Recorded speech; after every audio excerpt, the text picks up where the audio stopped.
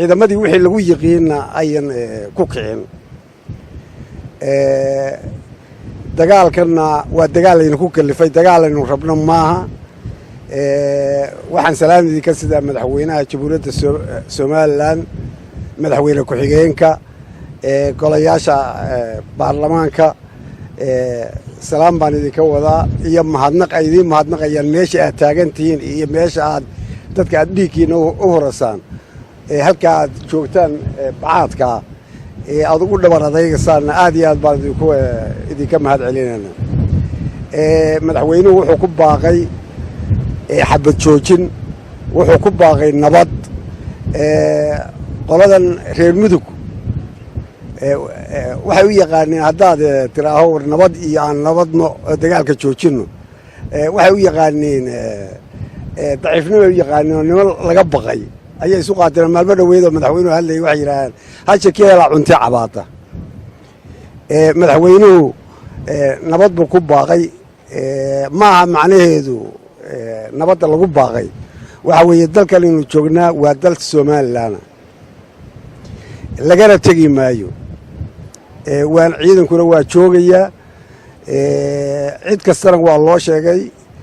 international community waa og yihiin afar qodob bayna ku dhex galeen afartii qodobna madaxweynuhu waa aqbalay dhacdaba nabadii waa imanaysaa laakiin waxaa fiican nabaddu inay timaado inta khasaaruhu yar yahay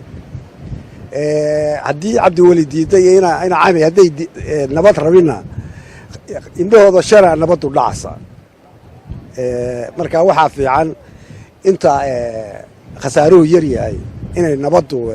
aynu nabad qaadano isimada reer Puntland waxa weeye isimada ugu fiican aad u fiican oo wax karad ay u badan yihiin iyagana waxaan u sheegaynaa waxa weeye war dagaal waxba tari maayo cabdiweli iyo ina cami koorsiibay rabaan tukaraq waa laga qaxay hadda markaan marina waxaan tukaraq waataa in dagaal ka dhacay in kalaba kama warayaan 7 kilomitir iyana radio way ka dhageystaan annaguna radio waanu ka dhageysanaa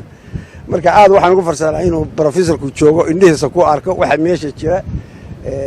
waa markii ugu horeeyay uu yimi socodkayga ugu weyn wuxuu ahaa inaan professorka tuso waxa meesha ku jira xoogaal u noqdo waayo su'aalo badan baa laga weydiiyaa hadduusan meeshii aragna isagaana yidhi ilaa hallaygeeyo aan soo arko waxa meesha ka socda marka